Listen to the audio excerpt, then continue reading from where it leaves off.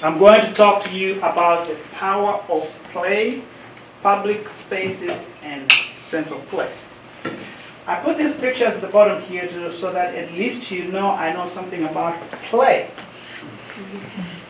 Dr. King won't tell you, but there are emails flying back and forth on campus about anybody interested in doing something together. And every time there is such an email, I say, sign me up. And I've signed up to play, I've signed up to write, I've signed up to do all kinds of things. And it's because I like to do things with people, but then other things happen when I start doing these things. And so I'm going to be talking to you about some of those things. Read 3 of these, not all of them. Then I'm going to ask you which one you like better. I'm going to start with my favorite. It's the one that says, play is pure. Everybody gets it, including animals. That's my favorite. Who else has a favorite? Which is your favorite? Mark Twain. When we talk about the greatest workers in the world, we really mean the greatest players of the world. Excellent. Do you have a favorite? Yes. Play is the highest form of research, from Albert Einstein. And I want you to think about that for a second, what that means. What is involved in research? Exploration. What else is involved in research? Observations. Observations. What else is involved in research? Experimentation. Thank you. What else is involved in research? Keep throwing those words out. Communication. Curiosity. Curiosity. Discovery. Keep going. Being involved. Being involved. Keep going. Open-mindedness. There you go. Open-mindedness. Keep going. So almost everything you do in science is in play. And so I like that. You pointed out there. That's why we're talking about play today. So anyway, I would like us to watch 2 videos, only a minute long each, and then we are going to talk about those 2 videos. And while we are watching them, I want you to think about what does a behavior has to be like to meet the definition of play. In other words, write down 3 criteria behavior has to meet to qualify as play. Welcome to the woods. There we go. Joe with Youngblood Family Farm. So, what happens when you leave 4 kids in the woods alone? So, I hear a commotion in the woods, and I notice my kids have been gone. And I come out into the woods to find this. I'm not sure if it's a pirate ship or what it is, but I'm very impressed that my 2 big kids, with the help of the 2 littler kids, have been building a fort. So guys, tell me about your fort. Becca, what do you have up there? And are you defending or attacking?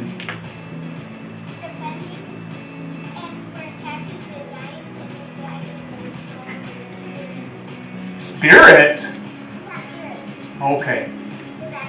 So you guys are manning this end of YB Family Farm, right? Alright, Sam, what do you have? You're up on this post?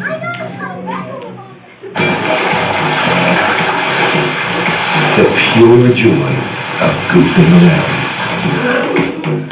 It's not just cats and dogs that love it. A surprising number of other animals do too. When you start to consider weird sorts of behavior exhibited by lots of kinds of animals, you suddenly realize that things like play occur all over the animal kingdom. And animals will play with some unlikely friends, including us. There is something in our deeply rooted nature that is able to communicate with a whole range of life on this planet. Play is deeply embedded in our nature. as the most adaptive species in the world, we play. And we play more than any other species if we allow ourselves. And it's good for us in ways we never imagined. We're going to start at the back. Anybody at the back to tell us what criteria behavior has to meet to qualify as play? Yes. Be invested in whatever you're doing. Invested in whatever you're doing. I agree. Still at the back. Yes. You get some sort of enjoyment out of it. Enjoyment. Was there not enjoyment up there? Absolutely. Okay, next row. Okay, go for it. Allowing yourself to improvise, like the kids were, just kind of figuring out. Improvise. Expression. Yes. Lack of bounds. Lack of bounds. Somebody says Expression. expression. Yeah. Keep going. Behavior. Yes. Creativity. Creativity. Very creative. Maybe one or two more. Imagination. Imagination. Absolutely. And mine haven't been covered yet. Friends. Friends. And I didn't have friends. So would you like to see mine? Maybe. Has to be voluntary. Nobody made you come. You came on your own. If you're here, we're playing. It's voluntary. And it's done for absolutely no apparent reason. We don't have to have a reason that we are playing. We're just playing. And two, it is done repeatedly. And let's go back tomorrow. Are you guys coming back tomorrow? This is a repeated thing. It happens most of the time. Sometimes there was exaggeration or whatever they're doing, and sometimes it's spontaneous. There was no planning. Just play, let's go ahead and do it. We're here, we might as well play. And do you think that was fun? A lot of play is fun. And so these are some things about play which have gone away from what we like to call play, and those are some of the things we're going to talk about today.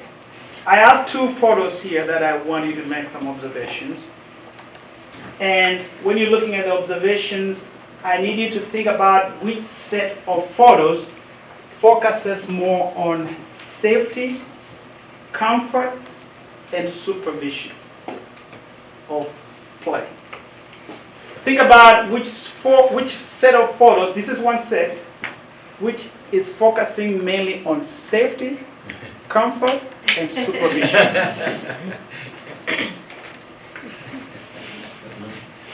And I'm going to show you another. Here is another set of photos.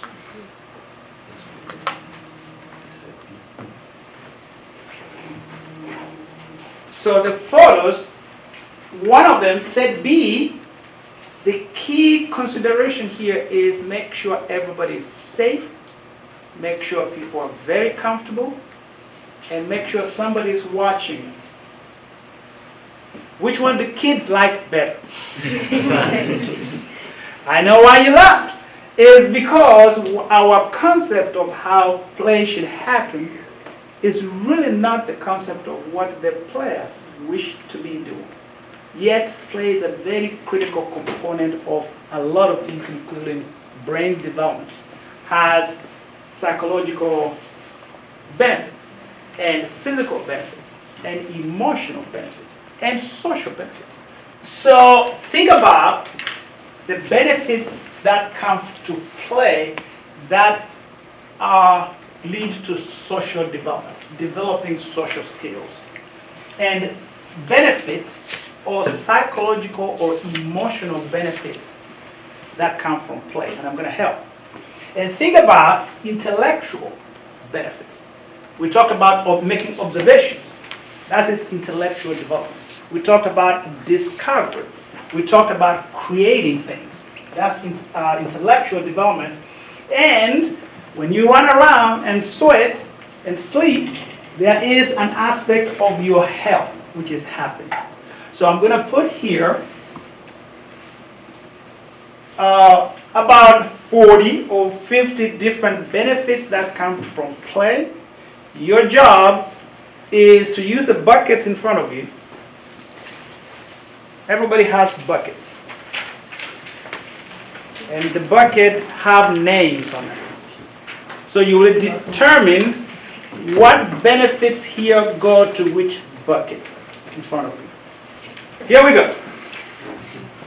As quickly as possible, put those benefits, any benefit that goes to the buckets in front of you. All right, we're going to stop the buckets. Let's start with the social development bucket. How many groups have social development bucket? What do you have in it? Oh wait, sorry. Okay, she said that was a mistake. What do you have in your bucket? A lot of things. Do you want me to just say one or a couple? Say two. Communication skills and language. All right, how many groups have the intellectual? You have the intellectual bucket. What do you have? Math skills, communication, and oh yeah, that's two. Anybody with physical development? Yes. Exercise/health and relief stress. Anybody with psychological development or cognitive? Creativity and imagination. Any more? So imagine if I gave you more time, you go through this and show what happens with play. What about if I turn that around and say, what are the buckets for not playing? Not playing at all? Then that bucket will be scared. But I will not try to scare you with that bucket. I'll just tell you a few things that happen when that is packed. Listed on this side. And that's just a small list of anxiety and depression and people that don't like places they live in. They're likely to cause crime and violence and have poor social skills, and that list can get long. And we have enough explanations of why we play less. I highlighted those that I'm interested in. How we design cities, probably, where we locate playing places, determines how much we play and who we play with. A lot of people would say, I don't want my child playing outside because I don't trust drivers. And some people would say, places where kids play are really not well designed and I don't want to deal with it. And limited outdoor plays, and there is less kids outside, so why should my child go outside? And playgrounds which require you to drive to go to those places. Which leads me to the talk we have here, where playgrounds are, how they are designed, influence who plays, how often, who they play with, which is a subject of our talk today. And so I'm going to start with what they call the good, the bad, and the ugly, and that's zoning. Zoning is where you create districts or zones in a city that spell permitted and prohibited land uses. Which means if this is a residential area, then you cannot have recreational things within that zone. And if one is a recreational area, you cannot do residential in that area. When that becomes the case, play becomes something we make a trip to because it is not where we live. And so zoning partly has to blame for play being either away or requiring a car trip. In our hometown, Murfreesboro, if you use a key for this map, you would know that is the Barfield Park. And you would also be able to see where the other parks are based on the colors that show where parks are. If I show a different picture, it can show you where playgrounds are and where play areas are not. If I used another map to show the socio-economic map for the city of Murfreesboro, we probably could produce an overlay of where playgrounds are and who lives around those places, which tells us who you play with most of the time. One of the quotes in the first slide was that all socioeconomic groups in a city are disproportionately located in places of play within a city. And so the next thing is urban design itself. When we design cities, when we design places, and generally when you talk about design, it's really something we do to improve the quality of life in a city, and happens in a place we call City Hall. That's where urban planning happens, and we hope that when we create cities, we are trying to eliminate barriers and create opportunities, and play is one of those opportunities. If you look at innovative approaches of planning today, there is a lot of focus on creating communities where people can walk, creating communities where people can mixed use, where people can shop. A baker can live above the bakery, but there's not a lot of talk about playability. Yet, we have seen playability delivers a ton of benefits across ages. And that is a big question to ask, how come? And so there is a new trend, a planning approach known as new urbanism. New urbanism are advocates for creating mixed-use communities where you can live, work, and play at the same place.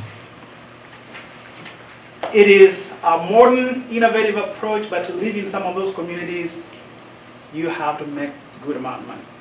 Why? Because they're expensive. Everybody cannot live in those communities. And I'll tell you one very well-planned new urbanist community is West Haven in Franklin. Anybody knows where that is? West Haven in Franklin. Nice place, but to live there, you have to make a lot of money. Otherwise, everybody cannot afford it. But it fits within these new urbanist design communities where people can live there. Okay? So the focus on new urbanism, notice mixed land use, meaning if you can live, you can and work and play where you live, you can walk in those places. There is a greater sense of community because neighbors interact with each other, and they are designed around nature. You can have a place where which are reserved for nature, and part of the amenities include playing grounds. So those kinds of communities are a good solution to the problem of we don't have enough play, or we don't have access to play areas. These are good examples of the two places I described. Zoning produces that kind of neighborhood. A large lot, big houses, if you want, but there is nowhere to play. To play, you have to go somewhere else unless you play by the cul-de-sac, like I see kids do where I live. Then a traditional neighborhood development has a play area or a school within the place where those people live. So this is one way of solving the lack of or designing play into the communities where we live. These are just different examples of new urbanist design communities where play or places of play are incorporated into the planning mode for that particular community. And I think what I have is a few other examples of that. All these are examples where play is incorporated into the planning of the public spaces there. This picture is not taken in the United States. And these are communities where there is a resolve to create or design places which encourage a form of exercise. And in that case, transportation, like I say here, bike is just one way people go about places as part of their physical activity. I'm going to show one more video. And now, when we watch this video, I want you to think about two things. Anything you see, you hear, or see in the video that you think is very fascinating. The first thing you're going to write down is two things you find very fascinating about the topic we're talking about. The second thing will be one takeaway for you. When you leave this room, what you can tell somebody that was about. And the third thing is one intellectual question. I didn't say one question. I said one intellectual question. An intellectual question is a question capable of generating a conversation about what that is. A question that ends with a no or a yes is a good thing, but that's not what I'm looking for. Two people who know a lot about something can have an intellectual conversation about it. So, two fascinating facts, one takeaway or one message from the video about what we're talking about, and then write down one question, maybe something you can do research on.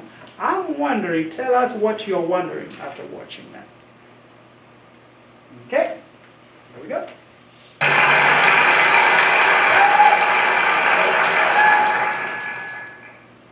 I was an archaeologist at 5, a biologist at 6, chef by 7, and an architect at 8. Yeah, it was a pretty busy childhood in the woods behind my house in North Carolina. I was a little bit of a wild child, so were all of my friends. We dug for buried treasure, found turtles in the creek. We made nature soup from wild berries, and we made my little sister eat it. Sorry. We built forts, bridges, swings, all in that small patch of pine trees. Those woods were my playground.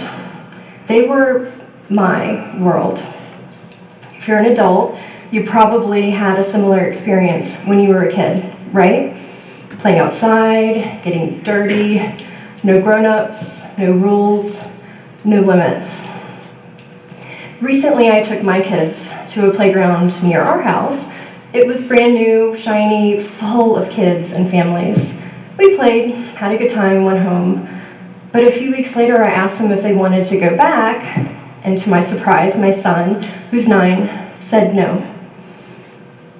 Why? I asked. It's boring, he said. Well, I'm a pretty tough critic, apparently so are my kids. But let's face it, when kids think that the spaces created, especially for them, are boring, then you know something's wrong. And the fact of the matter is, things have gone terribly wrong. The nature of childhood has changed. And guess what? There isn't much nature in it. As a parent, a landscape architect, and the director of a program at the National Wildlife Federation working to redesign outdoor spaces for young kids, I want to make the case that childhood environments matter more than we think. Why? 21st century lifestyles are creating 21st century problems that's leading to an increase in just about every negative health outcome for young children that you can imagine. Rates of obesity, asthma, allergies, stress, all of these issues are on the rise in children, specifically preschool-age children. Let me say that again. Preschool-age children. When problems start this young, they track into adulthood, and the mounting issues faced by this generation will ultimately become catastrophic. So, now that I've thoroughly depressed you, I'm really sorry about that, but I wanted to get this out of the way so that we can spend our time talking about what we can do together to change this. Take a deep breath, that's better, right? There's a reason for that. There's a lot of science behind why this image, not this, this image, why these spaces are compelling to us. It's because nature boosts our immune systems, it reduces stress, motivates us to move. Generally, it improves our health, so we're naturally drawn to it. But before you start thinking that this talk is about everyone just going for a walk in the woods, It's not. Because many families don't have access to these spaces, the reasons for which could be the topic of an entirely separate TED Talk. Even if access isn't an issue, the annual family camping trip is no substitute for daily and weekly play in nature. The spaces of everyday life where we can create real impact with an infusion of nature, it's at the playground. Those children's health issues that I just charged out of the gate with, many of them can be prevented through daily contact with nature at a young age. Spoiler alert, no amount of meditation when you're 40 is going to replace a lack of nature in your life when you were 4. Sorry, it's not. So we know the value of nature for kids' health and well-being, right? We know that there can be barriers to that big nature. So let's bring nature to the places where kids are every day. Have you been to a playground lately? Actually, let's Google it. How did we get here? So how we got here is actually pretty fascinating, and I'm going to give you the history of how we ended up with this big, sterile, uninspiring plastic structure as society's definition of the playground really quickly so that we can talk about where we go from here. I call this fresh air. So the point is, we've known for a long time the benefits of getting kids outside. Maybe we just haven't gone about it in the right way. Kids used to play anywhere. The streets were playgrounds. Traffic became a safety issue. Playground equipment came into fashion. Basically, adults got involved. This is what happened. So, to be fair, many of these structures were obviously legitimately unsafe, and they caused actual injury. I know, it's horrifying. Unfortunately, in our effort to protect our kids and prevent lawsuits, the pendulum swung too far in the opposite direction, taking away all risk, and I would argue, all interest from playgrounds. So it's no wonder that a recent study found that the average kid spends less time outside every day than a maximum security prisoner. Unbelievable. In fact, the average kid spends less than 7 minutes outside every day in unstructured free play. 30 years ago, the average kid spent over an hour and a half outside every day. But when you reflect on the quality of the spaces that we've created for kids, fenced in, rubberized, plastic, devoid of anything natural and interesting, it's not surprising. Designers have been really busy creating so many things that connect us to nature. Architects design nature-centered buildings, hospitals are designed around natural elements to promote healing, but we seem to have missed the nature connection in the creation of outdoor spaces for kids. Our society has made a shift towards health-conscious practices, and we're leaving our kids behind. We are afraid to make playgrounds interesting because we think interesting means unsafe. And it's not true. We can design stimulating and creative environments and still meet regulations. Having designed so many of these spaces myself, I can tell you it's possible. So how do we change this? As a landscape architect, I believe the path to change has to be led by the people that use these spaces and by the people that shape our built environment. So this is where intentional design comes in. This is where researchers, designers, communities are coming together to create rich natural outdoor spaces that engage a modern generation of children. So, what does a natural playground look like? Bridget, I am going to ask you the question, are you okay? So, Bridget. There are so many things to do. Kids can engage at their level. The space just meets them where they are developmentally. There's something for everyone. Nature play is naturally inclusive. Kids can test new skills every time they visit, like rolling down a hill. There's lots of vegetation. There's places where kids feel hidden and immersed in the landscape. They're not hidden. They just think they are. Kids need time alone and places to de-stress, too. There's elements that let kids take safe risks. So important. There are loose materials. Would you ever send your child to a classroom where everything was fixed in place? I don't think so. Kids need to manipulate items to build imagination, creativity, and fine motor skills. These spaces provide opportunities for kids to engage in social play, so they create games with rules. They work together to test outcomes. These girls are farming, led by the girl in the middle. They will learn later that those grasses won't grow once they're planted in the sand. But it's such an important lesson, right? And it's an important social dynamic. Spaces with just gross motor equipment don't provide these opportunities. In well-considered or well-designed spaces, kids get dirty. They explore, discover, grow, create. They learn. These aren't new concepts, but we need to get back to basics and look towards the future. And it really doesn't take much. Those woods that I played in when I was little, when I go back to visit now, they seem so small. But little nature interventions go a long way. These spaces aren't only visually engaging, inviting, dynamic, they provide experiences that are critical for development. So let's talk about biology for just a minute here.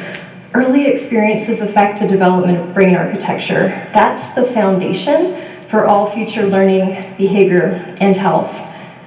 90% of brain growth occurs within the first 5 years through interaction with and synthesis of the child's environment. So this is a critical window. Time spent outdoors in rich natural environments, like the ones we just saw, develop kids' brains and bodies in a way that time spent indoors cannot. As adults, it's our job to prepare our kids for a future that we can't yet imagine. True fact, about 2/3 of the jobs that young kids will hold in the future don't even exist yet. Playgrounds are like microcosms of the world, but adult life, my adult life, looks nothing like the modern playground. Predictable, fixed, unchanging. Real life is messy. We need spaces that teach kids to be flexible, adaptable, and creative. We need to get kids in nature, we need to start young, and we need to start now. Adults, go outside, not now, go outside and take the kids with you. Get dirty, let those kids truly play. As a result of our time together, you're going to see playgrounds differently. Let's reclaim our parks and outdoor spaces and build a generation of healthy, happy adults who are ready to take on the world. Thank you. What have you written down in terms of things you find fascinating about today's topic? You already have one? Mm-hmm. All right, go for it. The similarities in childhood is something that everybody needs. Like, there's elements that I think everybody can say that they experienced in their childhood for the most part. And we all need a similar thing. Like, people are so different. Everybody's very different. But I find it really interesting that there's kind of like a common denominator in everybody's lives in childhood. Excellent, excellent. Fascinating facts. Who wants to go next? Yes, thank you. I was shocked at how many negative mental and physical impacts there were on kids who didn't play. Just because of the lack of a connection to nature. Excellent. What else? One more chance for fascinating fact. Yes. Fascinating facts. I found it very interesting, like the development of the modern playground. Like, basically, originally it was like sticks in the road. It's the paradise. But then adults came in and basically almost sent children to the hospital, and then eventually caused things to be sterile rubber boxes full of crayons. Absolutely. Now let's go to the interpretation of the facts. What did somebody take away? What was the message? connecting dots. Yes? Play is better in nature, and the lack of nature exposure over time has changed the definition of play. Excellent. The changing the goalposts in how we define play to address the issue of safety that you brought up earlier. What else? Excellent point. Take away. Another message from this. Yes? We've created non-stimulating environments when it is most crucial to be stimulated. Very good. And you had a hand? Yeah, the kids need the time to de-stress, and the playgrounds now are not de-stressing. Not designed for that. No. Excellent. Now let's go to, what am I wondering? Yes. How can society work to improve the mental well-being of the grown children who, when they were younger, lacked that play space and time? I like that question. I didn't think about people that missed that. How do we fix that? Which is kind of some of us. You had a hand first. Yes, so I'm saying what brought about the change from nature-based play to more plastic-based play? Can you ask that question again? Like what brought about the change from a nature-based play to a plastic-based play? And you can even go further and ask, how can we reverse that? Yeah. Which is quite interesting. Who else has a question? Yes. I take her point in that we've perhaps gone a little too far in trying to take away all risk. But a lot of these properties where they have play are city-owned and they're insured, and so, you know, a lot of times it's the insurance companies making the decisions, so how do we get around that? You went to the discussion part of my presentation, which I like, because that's where I'm segueing into what does that mean and who actually is moving us to that direction. And I'm glad you brought up the question of insurance companies. I want us to kind of get into the gutter for a second, if we may. Who benefits when we drive? Car companies. That was kind of a very obvious question. Car companies. Then why would they want us to not drive? It will kind of not, if you want to get into business and you make money from driving, you want people to drive. Yeah. So then why would you ever want to bring the playgrounds to where people live? You don't. You want it to be separate. More driving. You want it to be far away. Now the next one I was going to come to insurance. And you can, I said, yeah, we're getting to the gutter for a second before we come out of the gutter. There is a reason why we justify safety, why safety is at the top of everything, when we know only 1%, 1 out of 10 chance that somebody could get hurt, just getting hurt in a place where people are playing, which is a very low chance to justify why safety has led us to all these plastics here. So generally, what do you think should happen in designing cities that are playable? That's where I was going. Yes, what do you think? One thing would be, if you're going to make a city playable, it's like we're saying, integrating where people live with where these areas are, and maybe putting in like, one great example is greenways, having long nature paths connecting parks, make it where it's more playable, but it still functions like a city. You can literally walk to work and also stop by parks on the way. Excellent, that's a very good point. I walk most of the time when I get home, but from my house to the trail is a mile. Between my house and the mile, I'm taking my life in my hands until I get to the trail. When I come from there, walking to my house, my life in the hands again. No more people would not do that. They would rather drive to the trail, walk, and drive back. So what else should we do? Because I'm getting to the close of my presentation. Increase walkability in the city and also alternative modes of transportation, ideally metro, maybe bus, but walkability is really, really big. I like that point you brought about walkability and introducing more ways of getting to places than just using a car. And how about if in the planning office they created an index that every new neighborhood, every new community must meet playability index, which is set, walkability index, which is set, mixed use index, which is set. And that way we know where we are creating livable places, there is a place there designed for that purpose. Perhaps that is a good place to start and it is institutionalized. Any other thoughts? Accessibility. Particularly when it comes to disabilities and being differently abled, having that accessibility for everyone also decreases the need for, cars and stuff. If things are also, there's ramps and those bumps on the sidewalk for those who are blind, that kind of thing. I like that point of accessibility because you could have a ton of playgrounds, but when only a section of the city can get to them, then there's a question of differential access where some people have access and others don't have access. Excellent point. And you had a point and I'm going to come to you.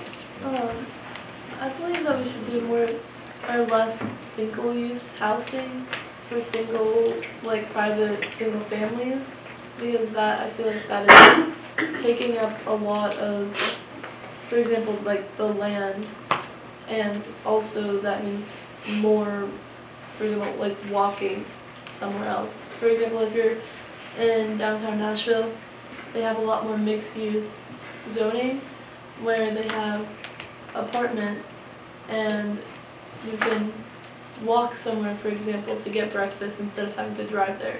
So that's the same for when you're playing, kind of deal. I like the point of mixed use. Because when you're in mixed use, it means you don't have to go somewhere else to look for something, because most of the things could be found within where you live. There's a concept of 15-minute city, which is a big thing now, where everything is within 15 minutes of walk. Excellent point. Now, in closing, there was a point here I almost forgot. I apologize. It's okay. I was just thinking about how, it seems to me that the adults' analysis of what play looks like, that it seems off and incorrect, as she said, and play can happen in a lot of places in nature that don't have to be a specific place, and just having nature opportunities in public spaces at all can be helpful. I've seen children occupy themselves with a twig for an hour, or a sandbox with just that simple thing in any place that's near nature. It doesn't have to be this special park. Excellent. I like that point, and I actually have a slide to talk about that kind of designing places in Philadelphia. They've actually gone that route to where any space is being created as play space. That's awesome. Even a bus stop. When kids get to a bus stop while they are waiting for a bus, there are things there that they can do that can qualify as play. Excellent point. So in closing, I like to say that how we design places, where we locate them, influences how much we use them and who gets to use them. And people in City Hall can help us who use those resources to use them to our own benefit, both psychological benefits, social benefits, physical benefits, and emotional benefits. Thank you, everyone. I appreciate it.